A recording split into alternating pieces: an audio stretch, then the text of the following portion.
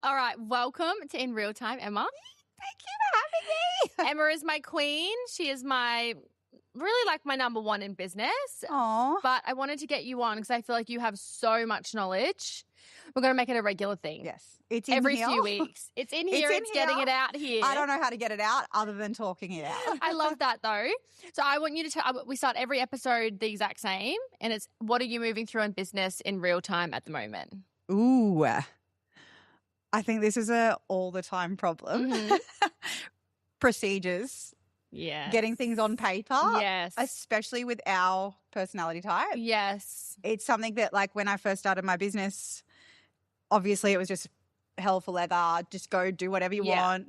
So now trying to backtrack and set the procedures into place. Impossible. So impossible.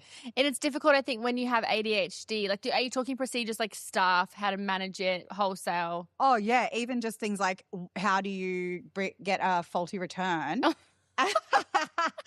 I'm like, every day is different. My staff are like, Emma, this is not what you said yesterday. And I'll be like, I know, but like this is easier. It's changed. And I know what, like today I can do this problem faster if I do it this way. But yesterday it took a bit more. So then we needed the procedure. So it's me sticking to my procedures. 100%. And the girls, they would adapt better than I have because I've just been doing it your way the whole time. freestyling. You've done very good to get to this level of business for this long. Yeah. And just people just are like, okay, no worries. I know.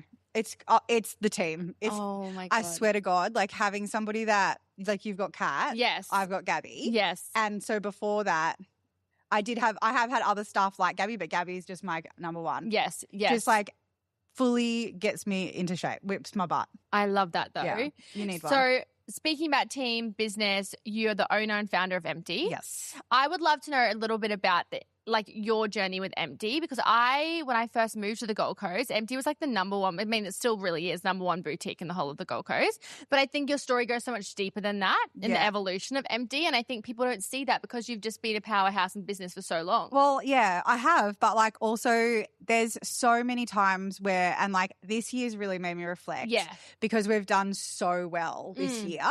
But like, people think because we're in Burleigh on James Street, it's been a powerhouse forever. Yeah. But like, you know, when I had my firstborn, my husband had to go away and work to pay the rent at James Street because we weren't making enough money to even pay rent there. So like that was only 7 years ago. Yeah, wow. So it looks great on the outside, as always, with any business. Yeah. But cash flow, just customers not coming through the door, a bad season with some stock, and it can put you back. It can really set you back. 100%. So Corey, he did that. He had to go to work and he was literally rendering houses to pay the rent at the shop. Good man. And like that same December, we did like, you know, $50,000 the whole month. Crazy. And like sometimes, and especially in a December. Oh my God, for you, Christmas. that should be major. It should be huge, way bigger than that. Yeah. Like it is now. It's like 10 times that. So, and that's crazy. But that's when we had like one staff member on. Yeah. I was trying to work.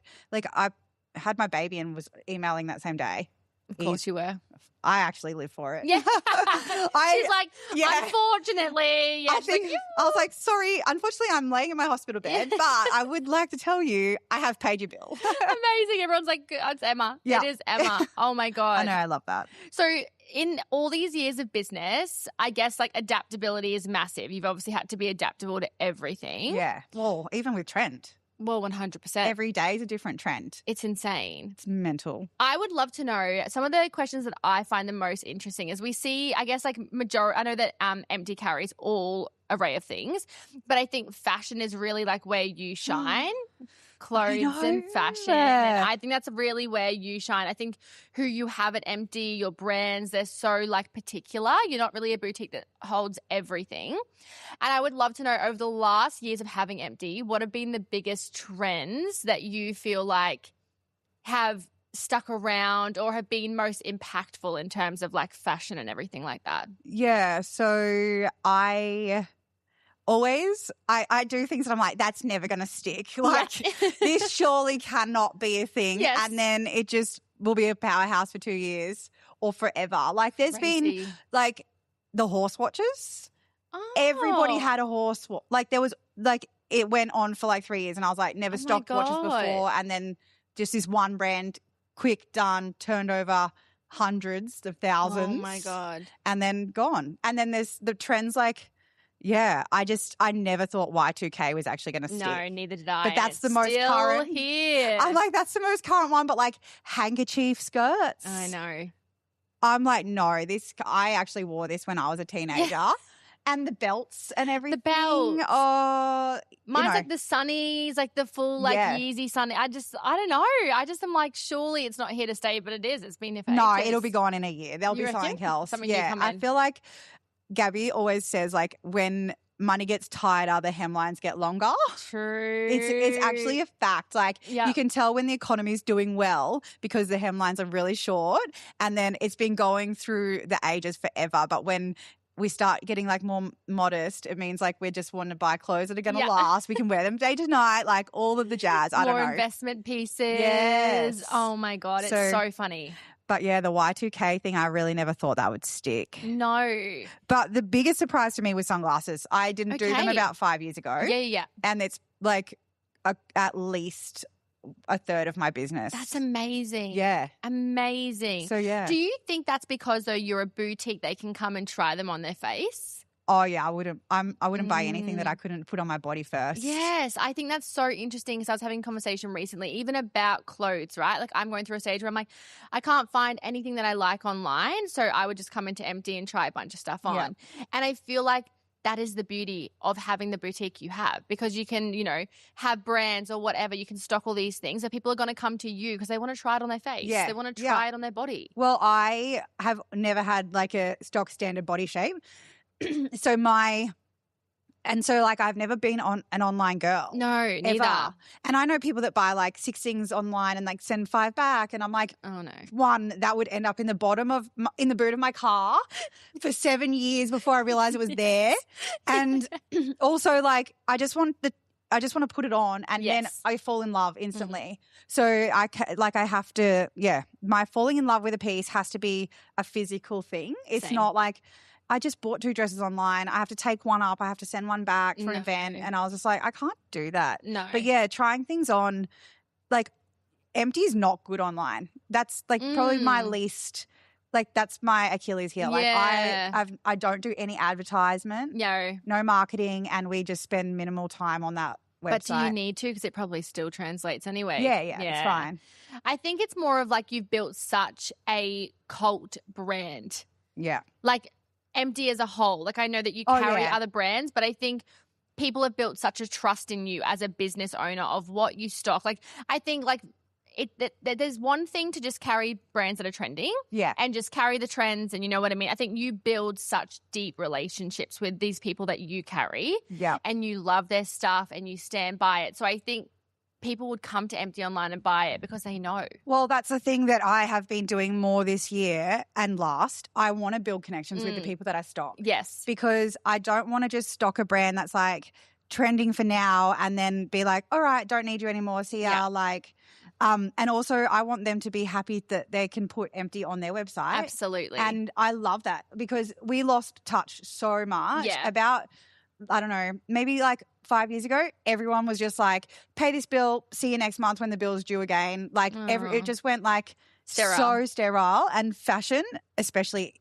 live your life. Yeah. Have fun. Like I was like, why are we acting like we're in brain surgery? Yeah, no. Like this is the funnest industry on the planet. Yes. So why are we not having fun? So I just stock people I can communicate with, talk to, be like, hey girl, I want 10 of those. They're hot. And then get them. Yeah. Like that's, it's not like place your order now and then get it in 6 months and see you then. Literally. Like people... Yeah. I think that's and I do think it's cyclic. I think it's coming around because I think when I started Kaarme, you were the first person to reach out. You were like, let's jump on a phone call. Like you walked me through it. I had never done anything like that before. And I probably wouldn't have even done any wholesaling without that. Yeah. Because I think when there's no connection, especially for our type of people, like with neurodivergent, it's like you need that to learn, to feel safe, to do the thing. And I think that is why when anyone speaks of like, and it's really funny. I would love one day to put you in a conversation where people speak about you because obviously, like, I know a few of the founders that you've stock them first. Yeah. And I'm like, we all have the same experience. You're so kind. You're so like, all good. There's no pressure. There's no stress. Because I think going into your first wholesale, you can feel so like, is that right? Do I have to do this? Am I going to get fucked over? Rah, rah, rah. Yeah. And now obviously I've known you for so long. I'm like, oh my God. Like, take it. Never, you know? So I think that is just something that you do so well. I have probably like babied, like I don't know how else to say it, but like I don't have a way of, I don't have the procedures. That's, I don't know how, but I have like gotten brands that I see, I love, and I'm like, I love that person. Like you. I started following you because you were just yapping on TikTok and talking about how you were voice noting everyone and I was like, she's my girl. I'm like, this chick, the voice notes would send me wild. Yes, but like 100%. But like I baby people, I'm like, you don't have to do anything if you don't want to. Like it's your brand. You could have just said, I'm not at that stage. And and people do. People are like, I'm really not at that stage. And I'm like, well, let me know when you are. Yeah, because I'll be the first person. nerve-wracking. Yeah. You know? Yeah. I think in your time with Emte and everything, I guess your main knowledge is in that wholesale world. You have so much knowledge elsewhere.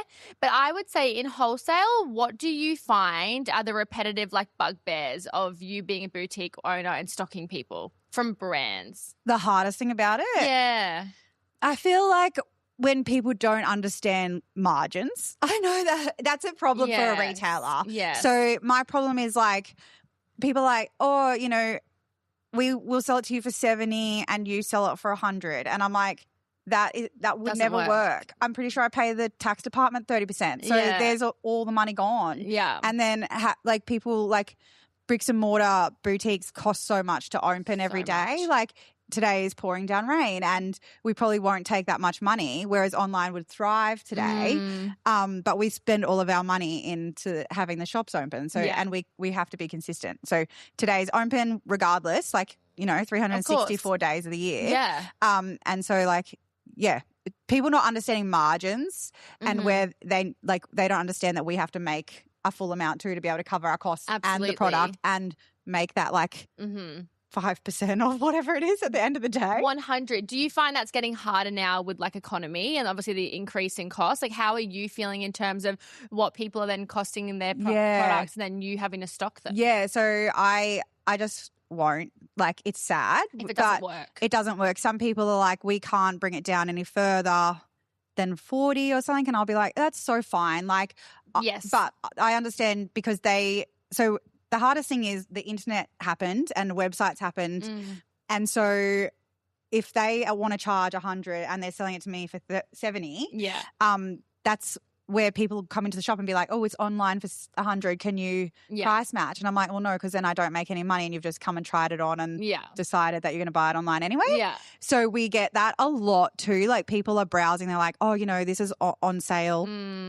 It's really hard. It's a hard market. You can't stop somebody coming in and trying something on and then going. Of course. So, yeah, we are really mindful that we actually can't stock anything that isn't going to be a proper 50-50. Yeah, it has to be. Absolutely. Yeah, so a lot of brands do obviously work it out as the half. Most do. Yes, I know it works And so like it's just the younger brands that haven't had any retail experience or wholesale experience where they're like, oh, no, this is our margin. Yeah. And we're like, all right, it's not. It's not going to work. Yeah. Yes, it won't work for us. I guess in terms of like this podcast, the reason why I wanted to start it is I wanted to be able to give, I hate saying young founders. I need to choose a different word. So like they're not young, but I mean like in the journey. Do you know what I mean? Like I guess where I was when you reached out to me, I'm like, if you were to speak to those founders, what would be like your main pieces of advice if they would just make it, let's choose a perfume brand, something that's can be like, you know, bulk manufactured. Yeah, okay. Obviously my brand is a bit more difficult. It is. But what would be your biggest pieces of advice for young business owners when they're kind of coming up to being ready for that? To wholesale? I would just say like I would approach the brands that you do love, like the stores that you do love and say like, can you give us like a breakdown of what you need? Like just go in thinking that you could change. Like, you know, have that piece, like have that in your mind that like if they ask for something, how could your business adapt? Yeah. Okay. Like, you know, is the margin can I work out, like, can a box be different so that I can bring the price down so that I can be, if they really want to wholesale, they have to work out how they can tighten their margin down to that right price point. Yes. So that they're making full money and then the actual business is making. And there are ways to do it. You're only sending one package to a wholesaler. Yeah. You're not sending, everything isn't packaged. Not everything needs a thank you card. How can you condense what you're doing for your wholesaler to bring your price down to allow it to work? Yeah. It's probably a good. Yeah. Thank you cards and all of those things, nobody reads them. No, nobody reads them. It's such a fluff. Yeah. And people expect it now. So they expect everything. And then it's why did the price go up? Why did the price go up by $10? Because even Vistaprint, the cheapest place on planet Earth, went up by 10%. So everything's going up and we have to somehow factor that in as well. Yeah. If you don't want the fluff, there should be say no. There should be a button I think some amazing brands do it, and I know we're getting sidetracked, of course, always. We have ADHD, but I think maybe it's Mountain and Moon jewelry. They have an option for simple packaging. I could have that completely wrong. I know Mecca does. And Mecca, I'm bringing that into Kaarme because I'm not a packaging. I don't care about packaging as long as it's less shit for the environment. Yeah. We're causing less crap for our kids. I'm great, just give me my product and if I like it, I like it. Yeah. But as a business owner, I then get that different feedback and I think, okay, well, how do I meet in the middle? But I'm you don't need a thank you card, a tissue, a this. I'm it's just going in the bin. I know. And we even say, a box. I'm who's keep? I know some people do keep their boxes, but I just think it's just more crap for the environment that we then have to get made and pop into the cost price. Yeah. And even I'm so bad. I say to our customers, do you want this bag? They've got a bag on their shoulder. And I'm do you want this bag? Only because I know that bag that you walk out of my shop with costs 42 cents. Yeah. And that is a human. I'm constantly paying for bags. It's crazy. And that kind of expense doesn't go into my product. No. So those expenses are all mine somehow. Okay. FPOS terminal, all. Yeah. It's all your charges don't every get me time started. a card goes. Yeah. Don't get me started on card charges because every other company adds the card charge and boutiques cannot. We're stuck. Because imagine if I was this dress is $101.26. Yeah. They'd say, why? Yeah. But you go to the coffee shop on a Sunday and they add 10%. Yeah. 10% plus the 2% surcharge. It's crazy. I'm oh my God. I'm in the wrong industry. It because is insane. I have to absorb that. 100%. It's crazy. But yeah, back to the packaging and stuff. Even at McDonald's when they pass me my soft serve cone in the get rid of the napkin. can you take this back? Because Emma, can you please have this back? I didn't even ask for it. I know at the end of the day, if everyone handed that ice cream cone packet back, Macca's would probably make millions. They'd cut the price back down to 50 cents. Isn't it 75 now? I'm give me 50 cents. No, but they would stop buying it. Yes. Even if it was 10 boxes a year. Yeah. Which then doesn't add to the waste. Absolutely. On the planet. Even though I'm not it's crazy. I'm not a woo-woo. I'm not too, I'm conscious, Kat will be listening to this pissing herself because I do really try hard with the recycling and I always put shit in the wrong bin. Yeah. But I just think little things that you can do where you are, But I think that is if I could tell anyone, it's just condense the amount of shit you're putting in your boxes, your bags, your tape, your sticker, it doesn't need to be all so intense. No, I know. Especially wholesaling. I know. No. Oh, wholesaling, honestly. Pop it in one big box and off it goes. There you go. Yeah. I know. And even the consumer, it would be so good if I don't know who started this trend of just maximalist or whatever it's called. Oh, yeah. Where you just put everything in. I used to send chocolates in there and a drama. Why would I send? I'm sending $5 worth of packaging. No. So now I just wrap it in tissue, whack an empty sticker on it and put it in the And what are they going to do? Cut it open, get the product out, pull it out. Yeah. Throw all of that in the bin. No. So in terms of wholesaling, so condense what you can do to keep the cost down so you can have your margin better. Yeah. What else would you give the queenies? I don't know. Wholesaling. Do you have any personality or how to reach out? Oh God. Do you know what? I think that is an underspoken thing. People, I don't know, even we see it a little bit the way people approach. And I think It's 2020 timing. Yeah, it's timing. It really It's is. a little bit more like, I would say, like a bit more softness, Yes. humanity. Yeah. So if I get a generic email with a lookbook attached and it's like, we really love your boutique, and then here's my lookbook. Yeah. I'll be like, all right, cool. Honestly, some of my girls are so ruthless. They'll go straight onto Instagram and see if they even follow our shop. And they probably don't. No. They're like, oh, you love our boutique. How long have you been following along on our journey? Never. Not even one post you've ever seen. Yeah. So the girls are ruthless. I'm just like, don't even have time for that. No. I can see straight through the bullshit where it says like, we love your boutique. Here's a lookbook. Yeah. And so I feel it needs to be way more personal, which is the voice notes and the fun stuff where you get that like, I've had people like activations. I find like sending me something. I know it sounds crazy, but like I don't think anybody's ever gifted me something where I then haven't stocked it at Emte because I'm like, oh my God, you've gone out of your way to personalize this. Yes. You know who I am. Yeah. You obviously haven't sent me like something that I wouldn't use. Yeah. And then you've like followed it up with a, hey, like, did you love the product? Or how did it go? Like, have you test run it? Or, and that's just how you get somebody's attention. 100. Like, I don't know. Especially people like us. Yeah, we need and especially you. I think it's just like, I think it's acknowledgement of like, you're not just like a shop transactional here, you know what I mean? It's like reaching out.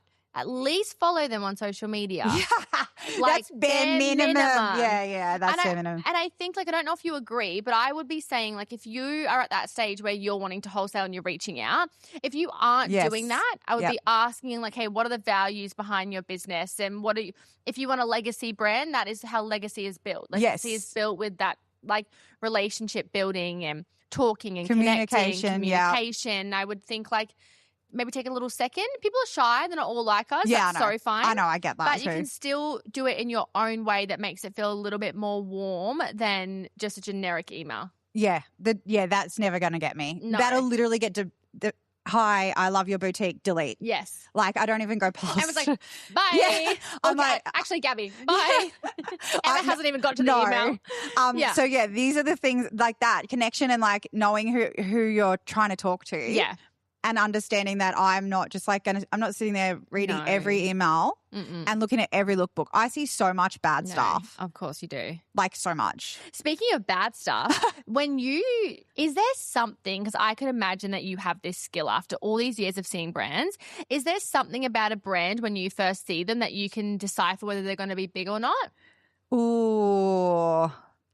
It's the originality. Yeah. Okay. Like, they're like, I can't even explain, and I know that you've had an absolute gutful over this, but the people that copy you. Yeah. And then people like, I can see my passion has always been beading and I know. And bubble letters. And I'm like, I literally know the girl that made bubble letters. And so like, I know that's, you might have gotten passionate once you saw it, but it's not your passion, babes. No. And I'm like, how are these people even writing this? How are you even saying that? I know. Because like it's outrageous to me. Like it's not outrageous. You've just it's not your passion. I know. So you can see passion. Of course. Let's not get started on that. But you can see originality and you can see the person and you can see how much passion they have for their brand and what they're doing and the why, the reason. And I don't need to know the whole reason, but I can see it. You can feel it. I can see the spark. And then when you get those follow-on brands that pop up, which there'll be 10 in my email by the time I finish the podcast. Of course there will be. I'll be like, but where's the personality? Who are you and why would you do this? Yes, absolutely. And it's not there on a blank email that says, no, here's my lookbook. I've been beating for 6 minutes. No. Emma's like, I'm not stalking you anyway. Yeah, I'm like, sorry. No. It doesn't work like that. But like, another bad thing that wholesalers do, which is like somebody will just go on and go onto your website and they go onto your stockists and they would literally just get every single one of your stockists and go and email them their lookbook. And it's like, how? Not one single thought went into it. No, nothing. And you can see. Yeah. You can see it.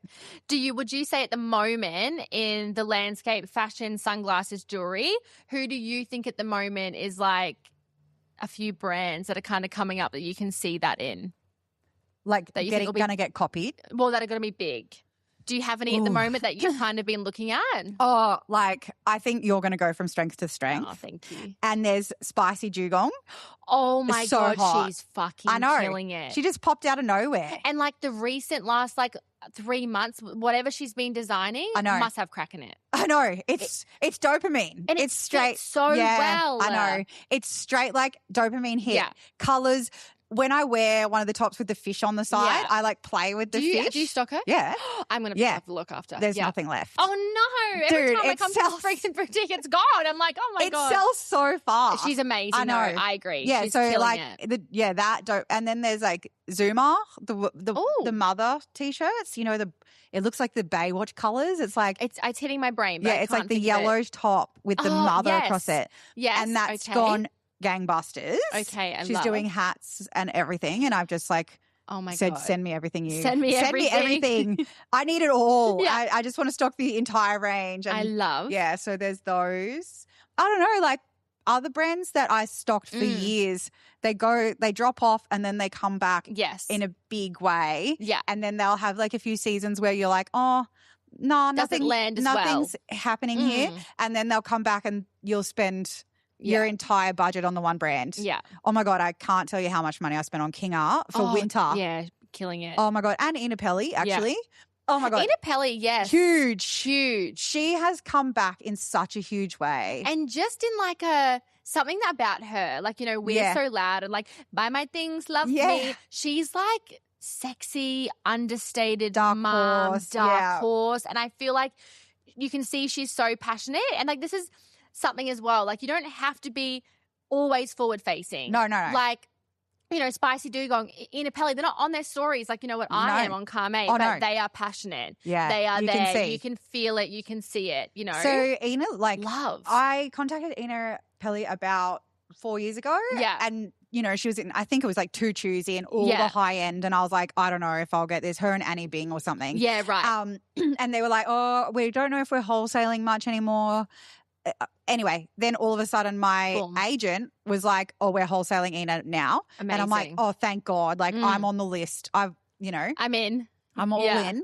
And the things that they're coming through, like even the collab with Elodie that she did. Amazing. She's done 2 now. Oh, amazing. They look so good. Amazing. And the quality, I just feel like the whole thing is landing. Yeah. Yeah. Yeah. It's scratching the itch. Oh my God. I I was trying to think the other day of like a few other smaller brands that I love, and they're probably the exact same, to be honest. Yeah. People that I was thinking, because obviously now where Kaarme is, I think like, who else do I see that in? Do you know what I mean? Yeah. And I'm just like, and the cyclic thing, and I think it has to be cyclic, right? You need downtime. have to have a few launches to really be like, okay, where have we gone wrong here? Like, not even gone wrong, like, where have we like strayed from what we were doing? What's happened? Like, a time to reevaluate your brand as well, to come back and full force. And also, you've got to really like reflect too. Like, you could, you know, say you sold 100 units at the start, and you were like, holy shit, this is amazing, and it sustained the whole business, and you're like, this is the greatest. And then like you sell the next collection 300, the next collection 400, and then you might go back to 200 and you think, what am I doing wrong? Yeah. But like, you've done nothing wrong. No. It's still growth from the start. It's just like, you know, it's just dipping and ebbs and flows. Yeah. Like, so you can't go like, oh, where have we gone wrong? What's wrong with me? Like, nobody likes this collection. Like, it'll still sell. Of course. It'll go, but it's just going to take a bit longer. But absolutely. Like, that's fine. And like, you need that dopamine. I also think if everything sold out, boring. Yeah, I know. And if everything didn't do well, also boring. Like, you need like you know, some launches, even for Kaarme, some launches like the Sammy launch we just had, sold out 20 minutes. So. But then, you know, we've had some launches where I think, why not buy my thing? Yeah. What's going on here? And then I think, that's okay, it just didn't land. But it still sells. It does. It's just not every time. And like, I just think sometimes the universe just gives you that to humble you. Yeah, you need it. Sometimes you need a cheeky humbling, and look, I've had my fair share. Yeah. And honestly, my biggest mantra is everything comes easily and frequently. Absolutely. I don't think I've ever been like, you know, so down on like, oh, this didn't work and blah, blah, blah, where I knew it wasn't going to bounce back. Like, 100. You know, you just got to have that belief in yourself, belief in the universe, belief in like your staff, and belief in what you're doing. And like, that would be probably the hardest thing if you were not fully involved in your business 100. and not like passionate about it, because if it wasn't working, you'd be like, what logistics can I throw at this for it to work? Like what can I do? What can I throw at this? You would do anything to, like, you would do anything to get it back, or we whatever. just know that it's like that cycle. It's going to be good. Like, and you just bear with it. Yeah. You know, you have to. I think business is just such a beast of the unknown. Oh, God. Like, you never know, you know, and I do think about this all the time. I think, you know, next week could be like an absolute disaster, or next week could be the biggest high. Like, you never know what's coming. No, I know. And I had a major, like, my whole life upbringing was that. Like, my dad was a builder. So sometimes we were like flying, like, you know, and other times we were like so low. Like, it was just, and that was like the whole ebb and flow. And I learned that. And that's what was my biggest fear coming into business. Was like, I couldn't deal with those lows. Building industry is way different. Of course. So gnarly. But I just knew like I had to always be like uplifted, positive about it. And always never beyond my means. So that's a big deal for me. Like, always just staying like, you know, I could get 50 of this t-shirt, but I'll do 15. They'll sell out. I'll make my money, and then you can reassess, do something again. Where there's always a reorder. There's always something new coming. So like, instead of like investing heavily and like getting screwed over, you can like actually just, you know, do it, and then the next day do it again if it works. Absolutely. I think business is literally doing something that works and then redoing it, and then 100%. Oh, that worked. Let's try that again. Like, just like something I want to ask you about, which is just randomly off topic, but I think people who are thinking about having a boutique would be interested. When you have James Street, prime location, well known, everything. But I remember when you first bought this Tweed, the building, I remember thinking, is that a good idea? Like, a random street, everyone. Tweed wasn't like fully, like, it wasn't anywhere near what it is now. No, it was like, and I definitely like just thought you had that that groundedness in your decision. You were like, you obviously had a gut feeling. When this kind of come up and when this happened in your brain, was there like fear? Like, yes. Okay. I made so many mistakes buying this. Of course. Not mistakes. Like, everything was fine. But like because Corey and I moved down to Tweed just before they locked us out of Queensland. So we were down here with our babies, and this is basically the border. Oh, on the border. So it's we ridiculous. were just walking down here because we had nothing else to do, walking back home with the pram, like constantly. And we're like, this street feels like James Street. Like, it has that, like, you know, it has the shops on both sides. It's really awesome. Like, it was something that I was like, this is it. But like, this wasn't for sale. I had to get my sister-in-law worked at a buyer's agent, and which is crazy. And he found it on a residential realestate.com. So anyway, we paid more than it was valued at. We did all the wrong things. And when we opened it, we were like, have we done the wrong thing? But the space is so good. Oh my God. Like, having a boutique that feels more like a boutique, where people can try stuff on, where we can host like you when you came down, where we can have like installations, and it just feels so open and beautiful. And we were at the start, we opened it as a studio. Like, we were going to do like the studio at the back and a little bit of the shop at the front. But the minute the doors opened, the whole thing had to be filled with stock. People are like, oh my God, the minute it opened. Like, I feel like it just killed it from the second it opened. And I think even I was like, oh my God, go off. And I think, like, obviously you had that gut feeling. Like, you wouldn't have, even though I know you say like you did all things wrong or whatever, but you wouldn't have still bought knew. it. You knew. Like, and I think that is something in business that I think is underspoken about. Oh, Making the decision before you actually know, and like being able to be someone that can take that risk and be like, okay, well, if this all goes tits up, which I know is your personality, you would have been like, we'll sort it out. And if it all goes tits up, it's all on me, nobody else. Yes, it's all on me. So that's fine. Yes. Like, I prefer to cop the full brunt of the same. I don't want anybody else to go down. I'll go down, and because I know I can fix it. Like, I'm the kind of person that's like, okay, I can talk myself out of anything. This is what we kind of co-founded. So I can fix it. I work so good under stress. Like, I think that's the only way I work, really. Yes. But so like I was like, what can go wrong? Yeah. Like, and that's, people say that to me about even starting the boutique in Burleigh. Yeah. And they're like, what made you do that? I'm like, honestly, working for somebody else that didn't value me. No. And everyone used to say, you can do this for yourself. Absolutely. And then I just went one day, okay, I will. And I would love to fucking know, like, I'm sure those boutiques that have been around for a long time, but like, Emte is it's the most well-known boutique. Yeah. Because even people will message me and be like, oh, we're coming to Gold Coast on the weekend, I'm going to go to Emte. Yeah. Like, it's a known thing. So I think you've built a brand, but you've also built that cult-like following, in terms of your brand. I think it's just longevity. Like, it is. I have seen so many boutiques come and go. Yes, of course. Especially on James Street. People just think owning a boutique is so easy. And I'm like, you have got to be kidding. Like, it is. It's one of the hardest gigs. Yeah, it is. It's not all fun. It's not fluffy all the time. It's actual business. Yes.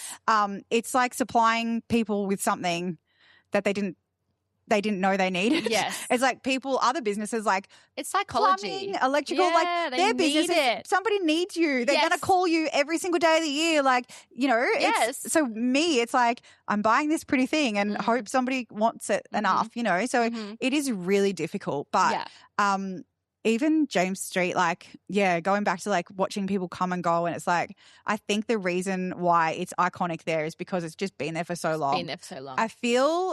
I feel like the years have gone so quick because I don't feel like it should have been there for 16 years. Yes. How? Crazy though. How? Like, I don't even understand. It's insane. And I've just like secured the lease again for another 6 to 10 years. It's amazing. I'll be an old lady. Babe, you'll still be absolutely hip and happening. I'll be the oldest lady on the street.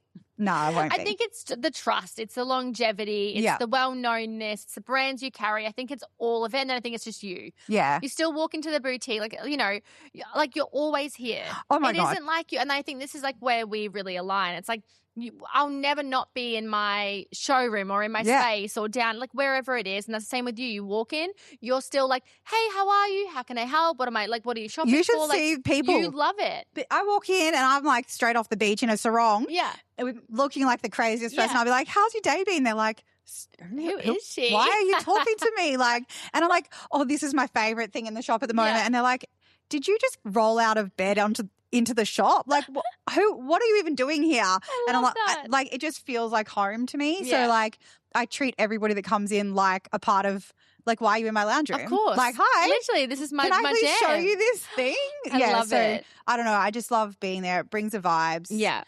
And also, I'm such a person where I can't expect my staff, of course, to do something that they don't see me. So I have to show them like the happiness that it can bring. Absolutely. The happiness of being in a store. Like, absolutely.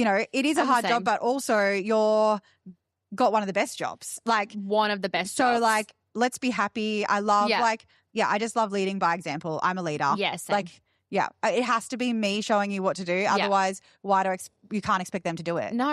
And that's the thing. It's like, even with my girls beading, like I still am down there beading. And I think sometimes people have this like delusional thing of like, oh, you just like you become bigger and then you get more removed. I'm like, I actually feel like I'm more involved. You know what I mean? Like, I might not bead every single necklace like I used to, but I'm down there. I'm helping. I'm like, like, you have to be doing that. If you're not showing people that you're willing to do that, then why would they want to do it? And like, you want people to have passion for your brand, I think that's another thing. Like, all my girls, and same as with your girls, probably love my brand more than I do sometimes. They're like, oh my God, and they're DMing on the weekend, did you see this? I'm like, oh my God, yes. Yes. Like, that's what builds passion in your team. Yeah. And my girls, I'm like, can you leave some of the stock for the customers? Like, they buy everything. Literally. It comes in and they're like, me. And I'm like, I should have ordered more. Yeah. So now when I do place orders, I'm like, okay, Ali's going to buy that. Soap's going to buy that. Zari's getting one of these. Like, we all. You like factor it into your cost. Yeah, same. I have to order them in specifically because I know they're all going to buy them. And then the customer's going to be like, where did you buy that? And they'll be like, here, but like, you can't have it. Oh my God. So I love this. The girls, they do love it. And you have to have people that love you and your brand. Otherwise. Yeah. Or it's nothing. No. Nothing without people. It's just like a lead balloon. I would love to finish with 2 questions. Yes. First one is biggest business advice that you have with your experience. Don't go too heavy on spending your money. Yeah. Like, I started Emte with 20K and, then I've gone almost under by ordering like 20K worth of, just over consuming and then not being able to cover that cost. Yeah. Like if we, just put the costing, like you've got to really control what you're spending. Yeah. You got to know the season you're in. You've got to really be focused on it. Like, so just if you're in your business, you're like, okay, this month we cannot do that. Like pull back on that spend. But next, we know that like, obviously October, November, December, it's going to be huge and we can like do some fun stuff. Yeah. And then put your money away for it. Absolutely. Like I knew I was going to have a few collaborations this year and I know that I'm going to have to put money into it. So I actually opened a bank account and put money in December smart. And I put it away so that I'm You're set. I've got it ready. I've got the money there. In your big months, you need to be prepared. Absolutely. Yeah, for the slower months. Oh, 100%. Yeah. If you're not, then you just feel like you're dying. Oh, and then that's when everyone does sales and you can see them scrambling. Yeah, it's awful. You can see businesses going, oh, my God, I've got all this stock coming in, but I can't afford it. Here's a 40% off sale so that we can. And you just don't want to get to that stage. Like you don't want to feel like that. No, you don't want to feel like that. Like, it's awful. I think it takes one season of that to never end up back in that season. I know. Yeah. 100. You learn from that 100%. Literally. And my second piece of advice would be leaving a little chicken nugget for the queens who want to start wholesaling. If it was their first time and they were reaching out, we've spoken about reaching out in a specific way, all those kind of things. We've spoken about COGS. Is there anything else that you would leave them with if they're like young business owners? Just like, I don't know, work out your target market and find the boutiques that are like gonna sell Amen. They are gonna sell it. Like you don't just go to every boutique. Like find the boutiques that have the same personality as you, the same founders. Yes. And then just like connect with them. Yes. Connection oath. Instead of just being like, here's 100 boutiques, here's that plain old email. No. Narrow it down. You're probably going to make more money out of that 15 boutiques that you love and that you're passionate about than the 100 that you approach if you didn't have any, if you didn't do your research. Completely So like, agree. find the connection, find the people that you want to work with because it's work. Yeah. So you want to talk to these people regularly. You want to have a relationship. Yeah. Absolutely. So narrow it down to the cool people. Like get absolutely the vibe. So you can have podcast and Sun Devil on a Friday morning in the rain. In the rain on a Friday. Oh. We can do this so much and we can have so many of these conversations. So if you have any like specific wholesale questions or any just questions for Emma, we can do this monthly, however, I'm sure we'll get a fuck ton of questions, which is so sweet. So send them through. DM, Kaarme, Emte, wherever, and then we can do more of these. We can answer all the questions. I'm 100% open to be. Oh my gosh, she's an open book. I can talk for the rest of my life. Both of us could. We'll be like 2 hours later. Yeah. And honestly, I also don't have anything that I wouldn't tell people. Same. Like I will tell you anything. Any question? Yeah, you just need to ask me. It's stored in there. Yeah, it's like nothing. But this business, your business. Yes. You could never teach somebody how to do it. And I don't have any formal education other than finishing high school. Yeah. I don't know anything about buying. I don't know any of it. But I've taught myself along the way and like anyone can do it if they wanted to, if it's something that they love. Absolutely. Yeah. Well, thanks for coming on. Oh, thank you. So exciting. We love Emma. Love it. Okay, queens, have a good day.